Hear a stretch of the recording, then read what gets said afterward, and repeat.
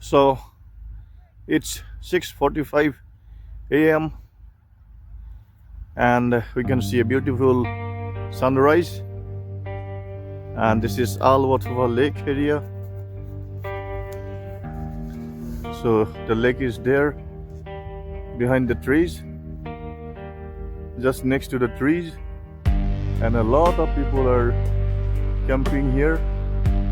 They stayed overnight, they made barbecue, and we also did barbecue to spend the night nicely.